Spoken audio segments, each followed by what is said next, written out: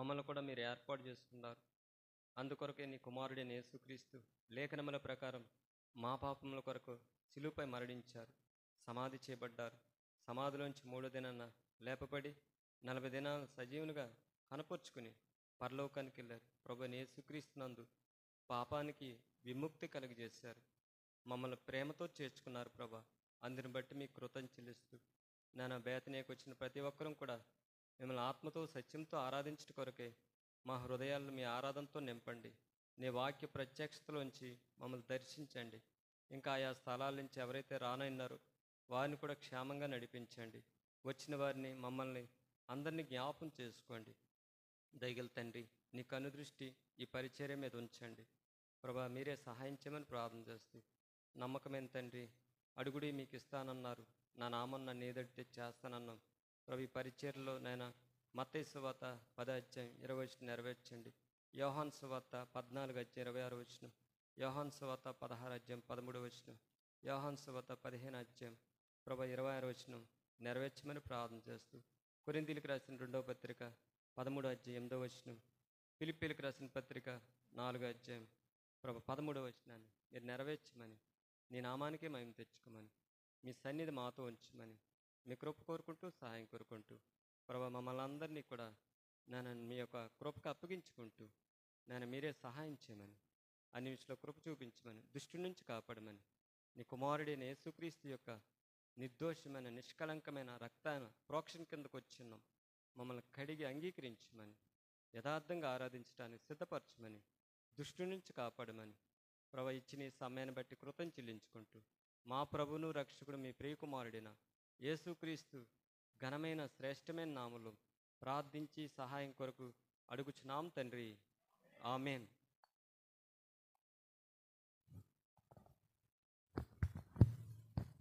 తమ్ముడు,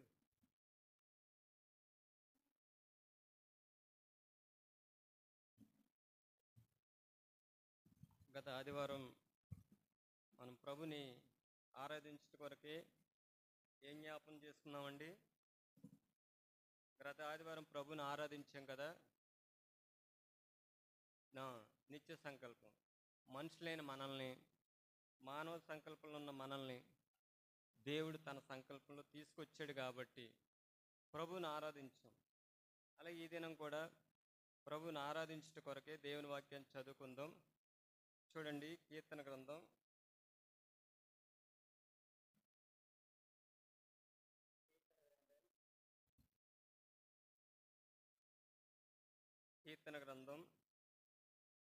86వ అధ్యాయము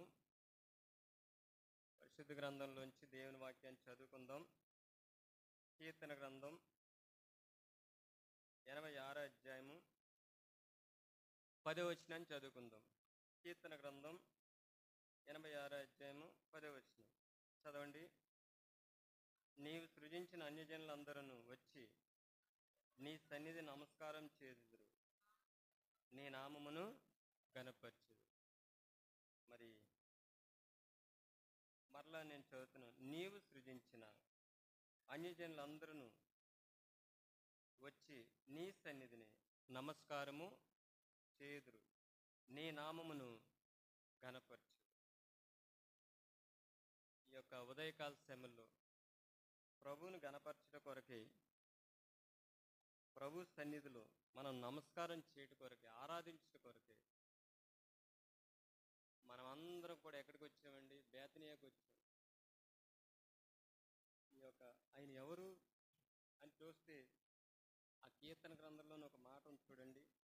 86వ అధ్యాయము ఆయన ఎవరు 8వ వచనం చదవండి.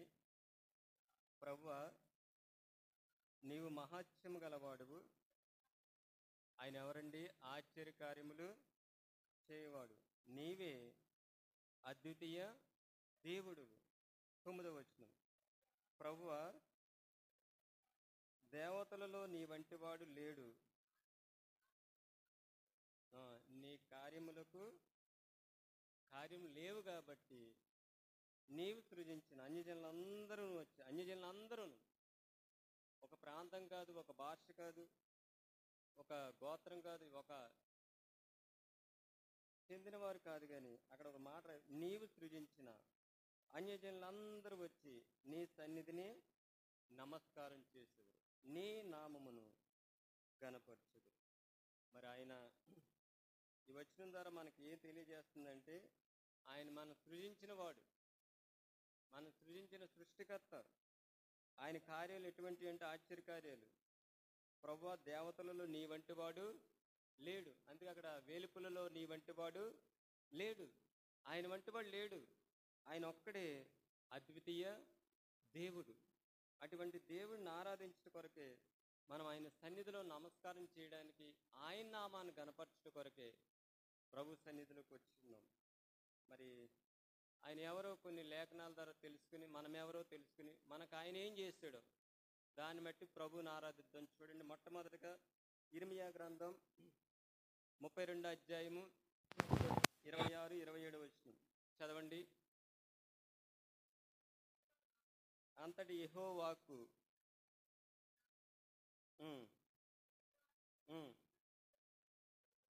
ఆయన సర్వశరీరులకు మనందరికీ దేవుడే.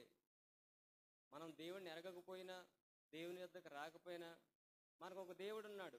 ఆయన ఎవరంటే అద్వితీయ దేవుడు, మహత్యం గలవాడు, ఆయన ఆశ్చర్యకార్యాలు చేసే దేవుడు.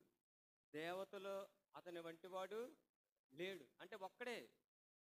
అటువంటి దేవుణ్ణి మనం నమస్కారం చేయడానికి, గణపరచడానికి ప్రభు మనల్ని సృజించాడు. చూడండి, ఇంకో మాట ఉంటుంది, సంఖ్యాకాండం 16 అధ్యాయము 22 వచనం చదవండి. సంఖ్యాకాండం 16 అధ్యాయం 22 వచనం. వారు సాగిలపడి, ఆయన ఎవరండి? సమస్త శరీరాత్మలకు, శరీరానికి ఆత్మలకి దేవుడు. చాలామంది అంటారు ఆయన దేవుడు కాదని అంటూ ఉంటారు, కానీ లేఖనాలు ఏం తెలియపరుస్తుందంటే అక్కడ ఆ మాట రాయబడ్డ చూడండి, సంఖ్యాకాండం 16 అధ్యాయం 22 వచనం. వారు సాగిలపడి సమస్త శరీరాత్మలకు దేవుడైన దేవా.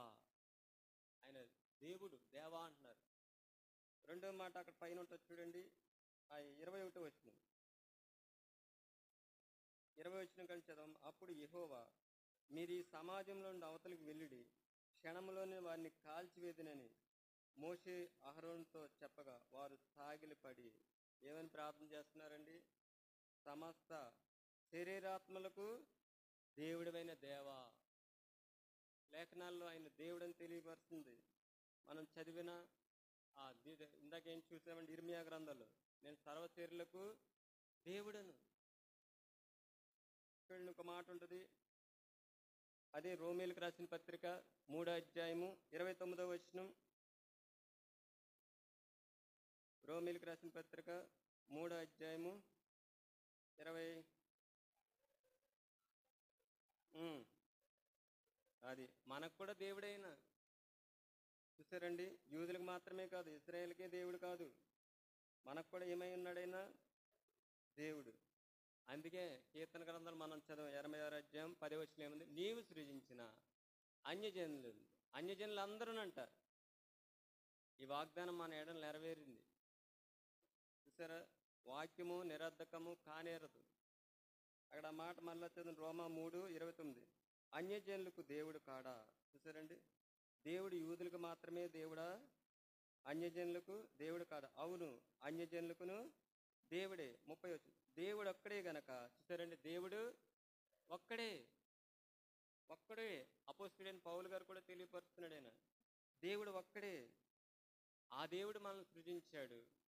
ఆయన చేసే కార్యాలు ఆశ్చర్యకార్యాలు. ఆయన మహత్యం గలవాడు. దేవతల్లో అతని వంటి వాడు లేడు. ఒక మాట ఉంటుంది చూడండి, ద్వితీయోపదేశకాండం 32వ అధ్యాయము 39వ వచనం చదవండి. ఇదిగో నేనే దేవుడను,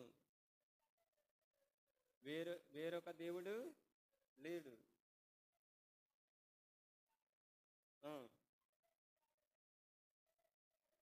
అన్నీ ఆయనే. చూసారండి, అక్కడ ఏం రాయబడ్డది?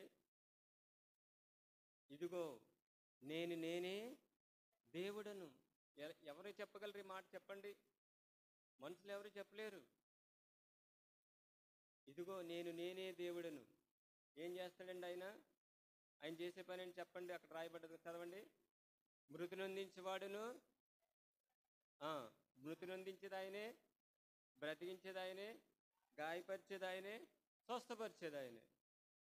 అటువంటి దేవుడు అద్వితీయ దేవుడు. ఆ దేవుని గురించి కీర్తనాకారుడు ఒక మాట అంటాడు చూడండి. 65 అధ్యాయము 2వ వచనం. 65 అధ్యాయము 2వ వచనం. ప్రార్థన ఆలకించేవాడా. సర్వశరీరులు ఎక్కడికి వస్తారండి? దేవుని దగ్గరికి వస్తారు. ఎందుకంటే మన మనవులన్నీ కూడా ఆలకించేది ఆయనే. ఎవరైనా సరే, ఏ ప్రాంతానికి చెందిన వారైనా సరే, అక్కడ ప్రార్థన ఆలకించేవాడా సర్వశరీరులు నీ యొద్దకు ఎందుకు వస్తారంటే ఆయన దేవుడు కాబట్టి, ఆయన మనం సృజించాడు కాబట్టి, ఆయన తప్ప వేరొక దేవుడు లేడు కాబట్టి.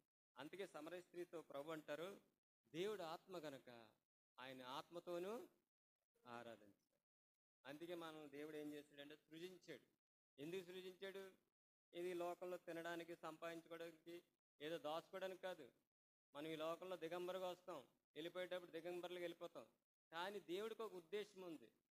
నువ్వేం చేయాలి? దేవుణ్ణి ఆరాధించాలి, నువ్వు పూజించాలి, నువ్వు ఆయన స్మరించాలి, ఆయన సాక్షిగా జీవించాలి. అందుకే మనం ప్రభు ఏం చేశాడు? అక్కడ సృజించినని ఉంది. చదవండి ఆ మాట మరలా. కీర్తన గ్రంథం 86 అధ్యాయం 10వ వచనం చదవండి. నీవు సృజించిన ఎవరు రావాలండి? అన్యజనులు ఆయన దగ్గరికి రావాలి. వచ్చి ఏం చేయాలి? ఆయన సన్నిధిని ఏం చేయాలండి? నమస్కారం చేయాలి. ఆయన నామాన్ని ఏం చేయాలి? గణపరచాలి. అందుకే ప్రభు సమూయేలు మొదటి గ్రంథంలో ఒక మాట ఉంటుంది, నన్ను గణపరచు వారిని నేను. అది దేవుని గణపరచడానికి దేవుడు నన్ను ఏర్పాటు చేసుకున్నాడు. అందుకే కీర్తన గ్రంథంలో ఒక మాట ఉంటుంది చూడండి. 81 అధ్యాయము 9వ వచనం చదవండి. అన్య దేవతలలో ఒకటి నీలో ఉండకూడదంట. అన్య దేవతలో ఒకదానికి నీవు పూజ చేయకూడదు. ఎందుకంటే మన దేవుడు పూజార్హుడు, అద్వితీయుడు. ఆయన నిన్ను నన్ను సృజించాడు. 10వ వచనం చదవండి. ఐగుప్తు దేశంలో నిన్ను రప్పించిన నీ దేవుడు నాకు యెహోవాను నేనే.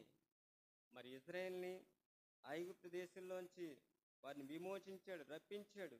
అక్కడ తెలియపరుస్తున్నాడు, అన్య దేవతల్లో ఒకటి నీలో ఉండకూడదు. అన్య దేవతల్లో ఒకదానికి నీవు పూజ చేయకూడదు. ఐగుప్తుల దేశంలో నుండి నిన్ను రప్పించిన నీ దేవుడు నాకు యెహోవాను నేనే.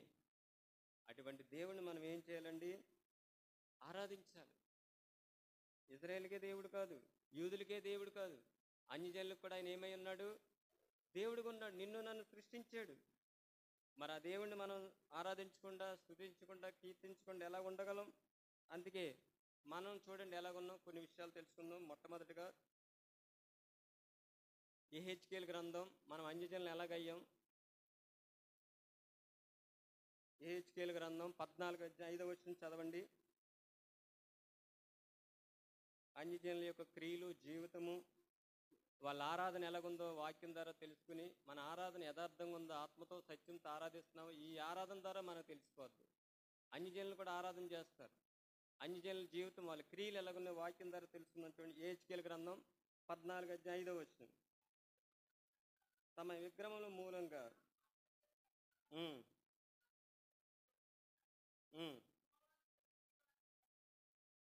చాలండి. విగ్రహాల మూలంగా ఏమైపోయారండి? అన్యులయ్యారు. విగ్రహాల మూలంగా వాళ్ళు ఏమైపోయారంటే, ఆ మాట యెహెజ్కేలు ప్రవక్తతో దేవుడు మాట్లాడుతున్నాడు. ఎవరి గురించి? ఇశ్రాయేలు గురించి. వారికి అన్యులు అవడానికి కారణం ఏంటంటే, చదవండి ఆ మాట మరలా. యెహెజ్కేలు గ్రంథం 14వ అధ్యాయము చదవండి. తమ విగ్రహముల మూలంగా దేవునికి ఏమైపోయారు? అన్యులైపోయారు, అన్యజనులు అయిపోయారు. ఆ మాట కంటిన్యూ చేయము.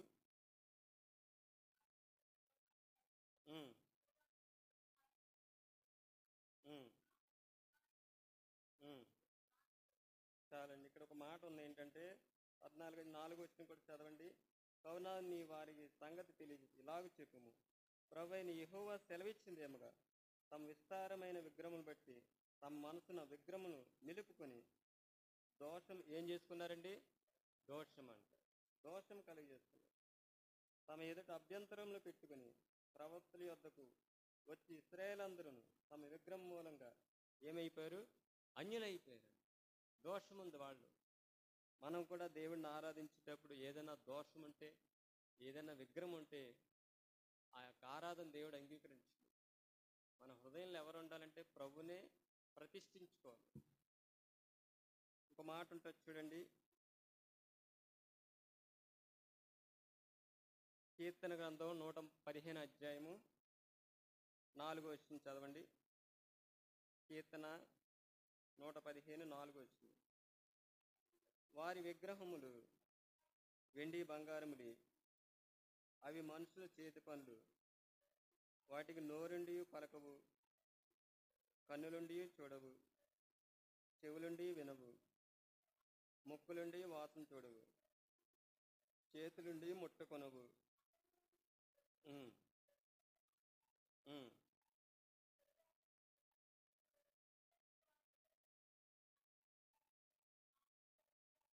చాలండి, చూసారండి, ఇక్కడ రాయబడ్డ వారి విగ్రహములు వెండి బంగారవి, అవి మనుషుల చేతి పనులు. వాటికి నోరు ఉంటుంది కానీ పలకదు, కన్నుంటే చూడవు, చెవులుంటే వినవు, ముక్కులుంటే వాసన చూడవు, చేతులుంటే ముట్టుకొను, పాదం నుండి నడవు, గొంతుకుతో మాట్లాడు. వాటిని చేయవారును వాటి అందు నమ్మికుంచి వారు అందరూ ఎలా అయిపోయారండి?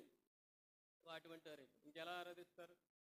దేవుడు కోరుకున్న ఆరాధన ఏంటి? ఆత్మతోనూ సత్యంతో ఆరాధన. అది యథార్థమైన ఆరాధన. చూడండి, అదే మాట కీర్తన గ్రంథం 135 అధ్యాయము చూడండి. 135 అధ్యాయంలో కూడా రాయబడ్డది ఇక్కడ మాట. 15వ వచనం. అన్యజనుల విగ్రహములు వెండి బంగారువి, అవి మనుషుల చేతి పనులు. వాటికి నోరుండి పలకవు, కన్నులుండి చూడవు, చెవులుండి వినవు. వాటి నోళ్లలో ఊపిరి లేచమైన వాటిని చేయవారును వాటి యందు నమ్మికుంచి వారందరూ వాటితో సమానులవుతారంట. అయితే ఇక్కడ రాయబడిన మాట 86 అధ్యాయం 10వ వచనం. నీవు సృజించిన అన్యజనులందరూ కూడా ఎక్కడికి వచ్చేస్తారండి? ప్రభు సన్నిధికి వచ్చేస్తారు. ప్రభు సన్నిధికి వచ్చి ఏం చేస్తారు? నమస్కారం చేస్తారంట. ఈ ఉదయకాల సమయంలో చూడండి, ప్రభు యొక్క లేఖనాలు మన ఎడలు నెరవేరిని. మన ఊరికినే మందిరానికి రాలా, దేవుడి యొక్క వాక్యం మన ఎడలు నెరవేర్చబడ్డది. అందుకే ఈ అన్యజనుల గురించి చూడండి, ఒక మాట ఉంటుంది. ఎఫెసీయులకు రాసిన పత్రిక 2వ అధ్యాయం 11, 12 వచనాలు. ఎఫెసీయులకు రాసిన పత్రిక 2వ అధ్యాయం చదవండి. కాబట్టి మునుపు మనం ఎలాగున్నామండి? మనం పూజించే ఏంటో రాయబడ్డాయి. మనం అందుకే ఏమై ఉన్నాం? మనం వాళ్ళు ఇశ్రాయేల్ గురించే కాదు, హెజ్కేలు 14:5 ప్రకారం కాదు, మనం కూడా కీర్తన 115 అధ్యాయం చదివినప్పుడు కానీ 135 అధ్యాయం చదివినప్పుడు కానీ మన గురించి కూడా రాయబడ్డది. అదే ఎఫెసీయులకు రాసిన పత్రికలో అపోస్తలుడైన పౌలు గారు చూడండి రాసిన పత్రికలో 11, 12 వచనాలు చదవండి. కాబట్టి మునుపు శరీర విషయంలో మనం ఏమై ఉన్నామండి? అన్యజనులమై ఉన్నాం. చదవమ్మ. శరీరమందు ఉమ్, ఉమ్,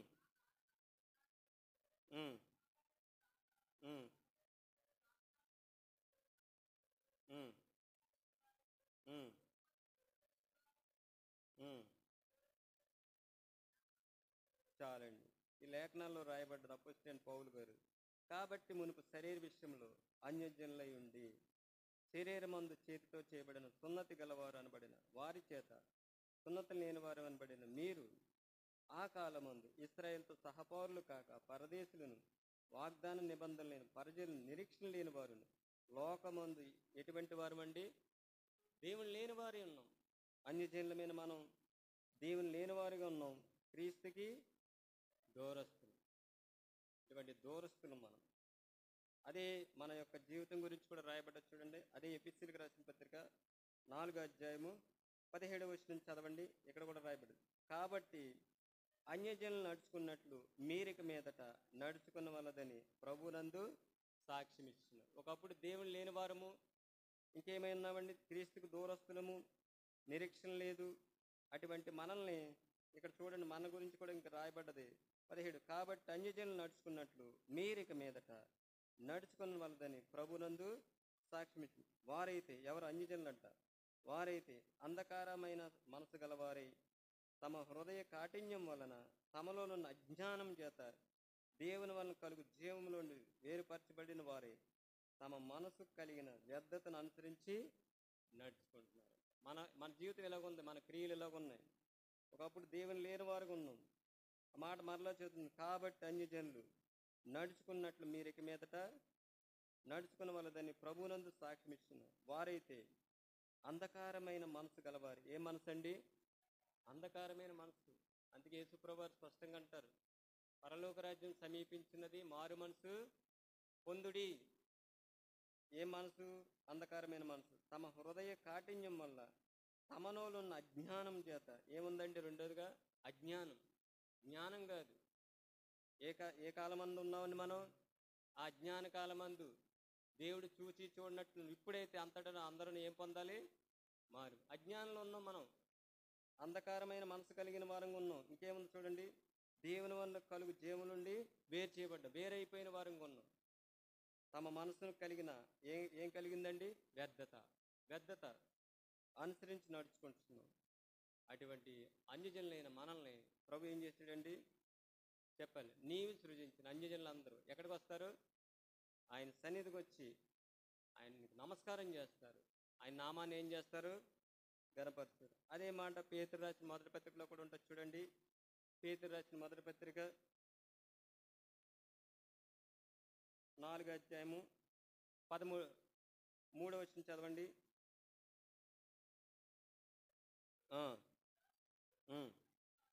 పేతురు రాసిన మొదటి పత్రిక 4వ అధ్యాయం 3వ వచనం చదవండి.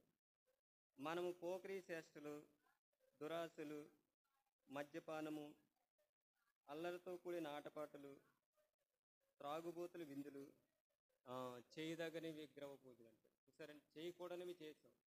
మీరు చేశారో లేదు, కానీ నా జీవితంలో నేను కూడా చేశాను. ఇక్కడ ఏముందండి? చేయకూడని విగ్రహం మొదలైనటువంటి నడుచుకొనొచ్చు అన్యజనుల ఇష్టం నెరవేర్చు గతించిన కాలము సరే. మనం కూడా ఏం చేసాం? మన ఇష్టమే నెరవేర్చుకున్నాం. మన ఇష్టానుసారంగా జీవించాం. మన ఇష్టానుసారంగా గతించిన కాలంలో ఉన్నాం. ఎటువంటి అండి? పోకిరీ చేష్టలు, దురాశలు, మద్యపానము, అల్లరితో కూడిన ఆటపాటలు, త్రాగుబోతు, విందులు, చేయదగని విగ్రహం, వీటిలో నడుచుకున్నాం. ఇది అన్యజనులు. అది ఎఫెసీయులకు రాసిన పత్రికలో ఒక మాట ఉంటుంది చూడండి. 4వ అధ్యాయం 17వ వచనం 17 కాడి నుంచి చదవండి. ఉమ్, ఉమ్, ఉమ్, ఉమ్,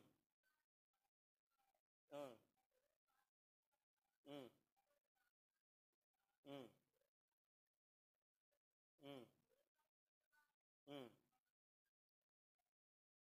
ఇలా జీవిస్తున్నాం మన జీవితం ఇది. అయితే ప్రభు ఏం చేస్తాడండి? ఎఫెసీయులకు రాసిన పత్రిక చూడండి, ఇక్కడ ఒక మాట ఉంటుంది. 2వ అధ్యాయం 17వ వచనం 2:17. మరియు ఆయన వచ్చి, ఎవరు వచ్చారండి మన కొరకు? ప్రభు వచ్చేసాడు. ఎందుకని? నువ్వు ఆయన సన్నిధిలో ఏం చేయాలి? ఆయన నామాన్ని గణపరచాలి. ఆయన సన్నిధిలో ఆయన్ని ఏం చేయాలి? ఆరాధించాలి. అక్కడ ఒక మాట రాలేదు, ఆయన వచ్చి దూరస్థులైన మీకును సమీపస్థులైన వారికి సమాధాన సువార్తను ప్రకటించి ఆయన ద్వారానే మన ఉభయములను ఒక్క ఆత్మయందు తండ్రి సన్నిధికి చేరగలం. ఇప్పుడు ఎక్కడికి వచ్చామండి? మనం దేవుని సన్నిధికి వచ్చాం. చూసారండి, ఆయన వచ్చాడు. ఎక్కడికి వచ్చాడు? ఆయన పరలోకం నుండి భూమి మీదకి వచ్చాడు. ఆయన ఒకప్పుడు మన ఆరాధన గురించి ఒక మాట రాయబడ్డది చూడండి. కొరింథీయులకు రాసిన మొదటి పత్రిక 12వ అధ్యాయము 2వ వచనం. మీరు అన్యజనులై ఉన్నప్పుడు మోగ విగ్రహములను ఎక్కడికి వెళ్ళామండి? ఏం ఆరాధించాం? మోగ విగ్రహాలను ఆరాధించాం. చూడండి ఆ మాట ఎంత తేటగా అపుస్తలుడైన పౌలు గారు రాశారు. మీరు అన్యజనులై ఉన్నప్పుడు మూవ విగ్రహములు ఆరాధించుటకు ఎటుపడినట్టు నడిపింపబడతారండి, మీకు తెలియదు. చూసారండి, మన జీవితాలు అలాగున్నాయి. అయితే ప్రభు ఇందాక ఎపిసీలకు రాసిన పత్రిక 2:10 ఆయన వచ్చి ఏం చేశాడు? ఆయన వచ్చి దూరస్తులైన మనల్ని సమీపస్తులుగా చేసాడు. ఇంకా ఒకప్పుడు దూరస్తులం, అన్యజనులము. అందుకే ప్రభు అంటారు సమరయ స్త్రీతో, దేవుడు ఆత్మ కనుక ఆయన ఆత్మతోనూ సత్యంతో ఆరాధించాలి. ఇప్పుడు సత్యంతో ఆరాధించాలి, ఇది తండ్రి కోరుకుంటున్నాడు. అందుకే తండ్రి వద్దకు మనం వచ్చాం. అది ఆయన ఏమై ఉన్నాడో దేవుని వాక్యం ద్వారా తెలుసుకున్నాం. మనం ఏమై ఉన్నాం దేవుని వాక్యం ద్వారా తెలుసు. అయితే మన కొరకు ఆయన ఏం చేశాడు చూడండి. ఒక మాట ఉంటుంది,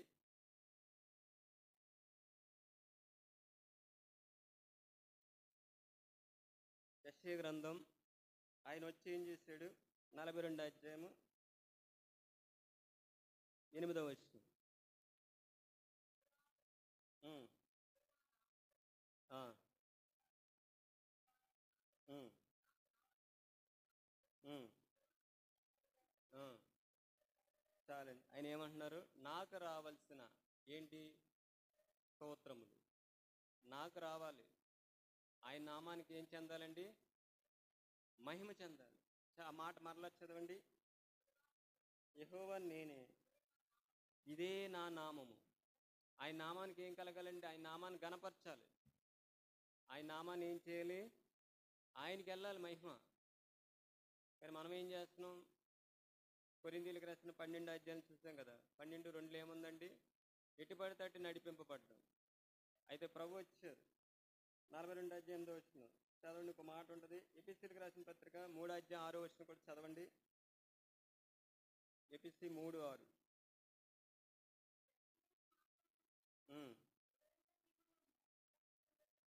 ఎంతక్క? ఈ మర్మము. ఆ, ఉమ్,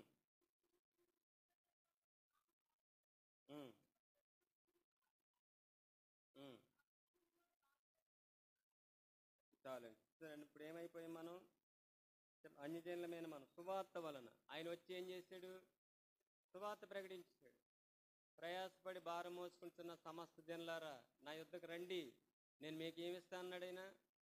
విశ్రాంతినిస్తానండి. పాపులను రక్షించడం క్రీస్తు లోకమునకు వచ్చాడు. ఆయన నశించిన దాన్ని వెదక రక్షించడానికి ఆయన వచ్చాడు. ఆయన పాపం తీసివేయడానికి ఆయన ప్రత్యక్షమయ్యాడు. ఆయన వచ్చాడు. ఆయన ఏం చేశాడు? ఇప్పుడు చదవండి. అదే ఇందాక ఎపిసీలకు రాసిన పత్రిక 2వ అధ్యాయము 17వ వచనం. మరియు ఆయన వచ్చి దూరస్తులైన మీకును సమీపస్తులైన వారికి సమాధాన సువార్త ప్రకటించాడు. ఆయన ద్వారానే మనము ఉభయులను ఒక ఆత్మయందు తండ్రి సన్నిధికి చేరగలిగింది. ఇప్పుడు చదవండి. అదే 3వ అధ్యాయము ఇందా చదివిన భాగం. ఈ మర్మం ఏదనగా అన్యజనులు సువార్త వలన క్రీస్తునందు యూదులతో పాటు సమాన వారసులను, ఒక శరీరమంది చాటి అవయములను వాగ్దానంలో పాలువారినై ఉన్నారని. చూసారండి, ఒకప్పుడు లేదు అది. ఆ పక్కనే రాయబడ్డది కదా 11వ వచనం 2:11. కాబట్టి మునుపు శరీర విషయంలో అన్యజనులై ఉండి శరీరమందు చేతితో చేయబడిన సున్నతి గలవారు అనబడిన వారి చేత సున్నతి లేని వారి వారిని మీరు ఆ కాలమందు ఇశ్రాయేలుతో సహపౌరులు కాక పరదేశులను, వాగ్దాన నిబంధన లేని పరజనులం అంటండి. కానీ ఇప్పుడు ఏం చేశాడైనా సువార్త వలన? చెప్పండి. క్రీస్తునందు యూదులతో పాటు సమాన వారసులను, ఒక శరీరం మందు సాటి అవి వాగ్దానములో పాలివారం అయిపోయాడు. వాగ్దానంలో పాలివారం అయిపోయాడు. ఆయన వచ్చి, ఆయన రావడం వల్ల ఆయన వచ్చి మనల్ని అలా చేశాడు. అందుకే మనం ప్రభుని ఆరాధించాలి. ఎందుకు ఆరాధించాలి చెప్పండి? ఆయన మనం సృజించిన వాడే. కానీ మనం ఒకప్పుడు దూరస్తులుగా ఉన్నాం. అయితే మనం సమీపస్తులుగా చేయడానికి, వాగ్దానంలో పాలివారుగా చేయడానికి ప్రభు వచ్చాడు.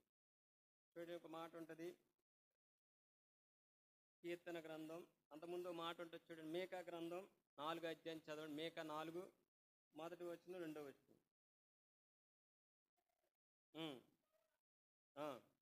ఈ మాట అందరూ చదవాలి. ఈ మాట మన ఎడలు నెరవేర్చింది. ఆనాడు మేకా ప్రవక్తని యెషయాతో మాట్లాడిన దేవుడు అన్యజనులైన మన ఎడలు నెరవేర్చాడు దేవుడు. ఎలా నెరవేర్చాడు? ఆయన వచ్చి నెరవేర్చాడు. చదవండి ఆ మాట. మీకా గ్రంథం చదవండి, 4వ అధ్యాయం మొదటి 2 వచనాలు. అంత్య దినములలో ఆ, ఉమ్, మీకా గ్రంథం చక్కగా చదవండి. ఆ, ఉమ్, ఉమ్, ఉమ్, ఉమ్, ఉమ్.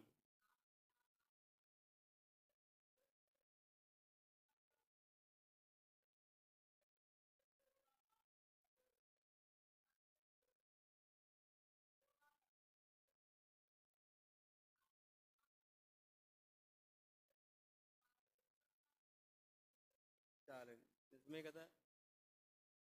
అన్యజనులు మనం ఒకప్పుడు, 2వ వచనం, కాబట్టి ఆ కాలం అన్యజనులు అనేకులు వచ్చి సీయోను నుండి ధర్మశాస్త్రమును, యెరూషలేము నుండి యెహోవాకు బయలువెళ్ళి, యాకోబు దేవుని మందిరము, యెహోవా పర్వతం మనం వెళ్ళుదము రండి అని ఆయన తన మార్గం విషయం మనకు బోధించి మనం ఆయన త్రోవల్లో నడుస్తాం. చూసారండి, అన్యజనులు లేని మనల్ని. అక్కడ ఒక మాట ఉంది, ఎలా వస్తారంటే అండి, ప్రవాహం వచ్చినట్లే మనం అందరం అన్యజనులమే. ఎలా వస్తున్నారండి? 4వ అధ్యాయం మాత్రం, అంత్య దినములలో యెహోవా మందిర పర్వతం శిఖరమును స్థిరపరచు, కొండల గంట ఎత్తుగా ఎత్తబడి ప్రవాహం వచ్చినట్టు వస్తారంట. మనం కూడా అటువంటి వారు. చూడండి, దేవుడి దినాన్న మన ఆయన మందిరంలో చేసుకున్నాడు, ఆయన సంఘంలో చేసుకున్నాడు, ఆయన శరీరంలో అవయవాలుగా చేసుకున్నాడు. ఒకప్పుడు మనం దూరస్తున్నాం, కానీ ప్రభు ఏం చేశాడండి? కీర్తన గ్రంథం 86 అధ్యాయం 10 వచ్చినప్పుడు చదవండి. నీవు సృజించిన అన్యజనులు వచ్చి ఏం చేస్తారు? ఆ, ఆరాధన చేస్తారు, ఆరాధన చేస్తారు. ఆయన నామాన్ని ఏం చేస్తారండి? ఘనపరుస్తారు. ఒక మాట ఉంటుంది చూడండి, కీర్తన గ్రంథం 95 అధ్యాయం 7వ వచనం. ఉమ్, చాలండి, చూసారండి. రండి, ఏం చేసండి? నమస్కారం చేసి సాగిలపడి మనల్ని సృజించిన యెహోవా సన్నిధిని మోకరింది. మరి మోకరిస్తున్నామంటే ఆయన మన పట్ల లేఖనాన్ని నెరవేర్చాడు. ఇదే నాన్న మోకరిస్తున్నామంటే, ఆరాధన చేస్తున్నామంటే అవి వచ్చిన చూడండి. రండి, నమస్కారం చేసి సాగిలి మనల్ని సృజించిన యెహోవా సన్నిధిని మోకరించుకుంది. మరి ఈ ఉదయకాల సమయంలో ఆయన వచ్చాడు, నిన్ను నన్ను కూడా ఆయన సన్నిధిలో మోకరించడానికి, ఆయనకు నమస్కారం చేయడానికి, సాగిలపడడానికి ప్రభు మన కొరకు ఏం చేశాడండి? ఆయన వచ్చి చెప్పాలి, ఆయన వచ్చి ఏం చేయడు? దూరస్తులైన మనల్ని సమీపస్తులుగా చేయడానికి. సువార్త, సువార్త అంటే ఏంటి? ఆయన జననము, ఆయన మరణము, ఆయన పునరుద్ధానం, ఆయన ఆహరణము, ఆయన రాకడ. వీటి ద్వారా మనకి ఏం కలిగిందంటే విశ్వాసం కలిగింది. ఒక మాట ఉంటుంది చూడండి,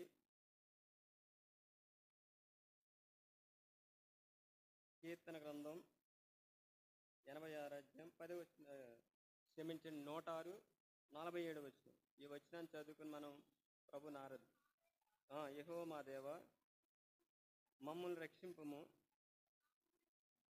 యెహోవా మా దేవ మమ్మల్ని రక్షింపము, మేము నీ పరిశుద్ధ నామమునకు కృతజ్ఞతాస్తుతులు చెల్లించినట్లును నిన్ను స్తుతించు మేము అతిశయించినట్లు అన్యజనుల నుండి మమ్మను పోగు చేయండి. చూసా, వేరు చేసాడు దేవుడు. ఇప్పుడు ఎక్కడి నుంచి అండి? అన్యజనుల నుండి వేరు. ఎందుకు వేరు చేశాడు? ఆయన సన్నిధిని నువ్వు నిలిచి ఏం చేయాలి? ఆరాధించాలి, నమస్కారం చేసేది, సేవించాలి. చూడండి, ఆ మాట మరలా చదవండి.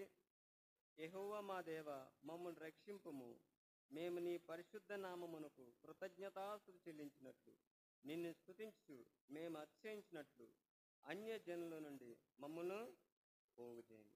అన్యజనులు ఉన్న మనల్ని కూడా దేవుడు ఏం చేశాడండి? చెప్పండి. వాళ్ళు అలా అడుగుతున్నారు, ఇజ్రాయేళ్ళు మమ్మల్ని వేరు చేయమని అడుగుతున్నారు, మమ్మల్ని రక్షించమని అడుగుతున్నారు. మనం కూడా ఒకప్పుడు పాపం చేస్తున్నవారు, పాపం వల్ల వచ్చే జీతం మరణం, నరకానికి పాత్రలు. మనకు రక్షణ లేదు, స్తుతి లేదు, ఆరాధన లేదు, దూరస్తులం. అయితే ప్రభు మనల్ని ఏం చేశాడంటే, అన్యజనుల నుండి మనల్ని ఏం చేశాడు? ఇప్పుడు వేరు చేశాడు, పోగు చేశాడు. ఎక్కడ పోగు చేశాడు? ఒకప్పుడు ఇశ్రాయేలుకి మనకు సంబంధమే లేదు, కానీ ఏం చేశాడంటే సువార్త వలనైనా ఏం చేశాడు? సమానులుగా చేశాడు.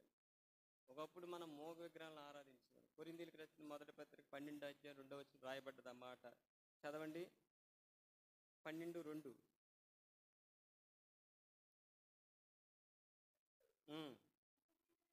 అన్యజనులై ఉన్నప్పుడు ఆ, చాలండి. ఏం ఆరాధించామండి? మోగజం. ఇప్పుడు ఇప్పుడు ఎందుకు పోగు చేశాడు ప్రభు? తండ్రి సన్నిధికి ఎందుకు వచ్చామంటే తండ్రిని ఆరాధించ. ఈ ఆరాధన కొరకే, ఈ స్థుతుల కొరకే, మనల్ని వాగ్దానంలో పాలువారు చేయటి కొరకే ప్రభు వచ్చాడు. వచ్చి ఏం చేశాడని మన పాపాల కొరకు ఆయన మరణించాడు. ముఖం మీద ఉమ్మేయించుకున్నాడు. ఉట్టినే రాలేదు మందిరంలోకి. మన కొరకు ప్రభు మన పాపాల నిమిత్తమే ప్రాయశ్చిత్తం చేయబడ్డాడు. గొప్ప క్రయం చెల్లించాడు. ఆరాధన అంటే ఏదో నోటి మాటలతో పెదలతో వచ్చేది కాదు. ఆత్మతోనూ సత్యంతో ఆరాధించాలి. ఆయన ఎవరో తెలుసుకోవాలి, మనం ఎవరో తెలుసుకోవాలి. మన కొరకు ఆయన ఏం చేశాడో తెలుసుకుంటే వచ్చేదే ఆరాధన. అటువంటి ఆరాధన ప్రభు కోరుచున్నాడు. ఆ ఆరాధన మనం సమర్పించడం కొరకే ఆయన శిలువపై ఏమైపోయాడండి? మన కొరకు శిలువపై మరణించాడు. ఆయన సమాధి చేయబడ్డాడు. సమాధిలోంచి 3 దినాలు లేచి పరలోకానికి వెళ్ళాడు. ఆయన తల మీద ముళ్ళ కిరీటం ధరించుకున్నాడు. అవమానం, నిందలు, దూషణ, అపహాసం ఇవన్నీ భరించాడు. ఎందుకంటే ఒకప్పుడు మనం దేవునికి దూరస్తులం, అన్యజనులు, దేవుని ఎరగని వారు. అయితే మన ఆరాధన ఎలాగుందంటే మోగ విగ్రహాలను ఆరాధించి ఎటుపడితే అటు నడిపింపబడ్డాం. అయితే ఇప్పుడు ఎవరిని ఆరాధిస్తున్నామంటే ఎవరినండి? అక్కడ మాట 86:10 ఏముంది? నీవు సృజించిన అన్యజనులందరూ నీ సన్నిధికి వచ్చి ఏం చేస్తారు? నమస్కారం చేయి, నీ నామాన్ని. అదే ఆరాధన. అది ఇక్కడ ఒక మాట రాయబడ్డది చూడండి, చదవండి. ఆ మాట ఇందా చదివాం కదా. ఏముందండి అక్కడ? నమస్కారం చేసి యెహోవా సన్నిధిలో మోకరించడం. అదే ప్రభుని ఆరాధించడం. మరి ఈ సమయంలో ఎన్న వాక్యాన్ని ఆధారం చేసుకుని మనం ప్రభుని ఆరాధిద్దాం. ఎందుకంటే నా నా యొక్క జీవితంలో కానీ, మన యొక్క జీవితంలో కానీ మనందరం కూడా పాపం చేసిన వారు. పాపం వల్ల వచ్చే జీతం మరణం, నరకానికి పాత్రలు. అటువంటి మనల కొరకు ఆయన వచ్చాడు. మన కొరకు ఆయన శిలువపై మరణించాడు, సమాధి చేయబడ్డాడు. సమాధిలోంచి 3 దినాలు లేచి పరలోకం. అందుకే ఆయన నామాన్ని మనం ఏం చేయాలండి? ఘనపరచాలి. మరి ఆరాధిద్దాం.